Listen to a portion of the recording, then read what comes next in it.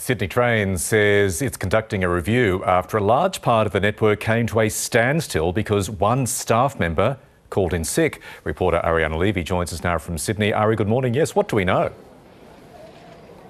Good morning, Michael. Well, this morning Sydney Trains has issued a statement and an apology saying that they're sorry about the major delays that were caused right across Sydney's network yesterday afternoon, just after 2:30 p.m. that brought the entire network to a standstill. Now, we saw hundreds of commuters that were left stranded either on platforms or in between transit in the midst of peak hour as a result of this cancellation and suspension of two lines. Now, those two lines were the T1 Western line and the T5 Cumberland line trains. Now, Transport New South Wales said in the statement, offering an explanation for the situation, has said that Sydney Trains had late notice of a resourcing issue at the Rail Operations Centre and that typical backup staffing resources that would usually be deployed in this situation were not available. The ABC has since confirmed that staffing resourcing issue was that a staff member that held a high operational role in the system had given late notice and called in sick, and that staff member is believed to be a train signaller, so someone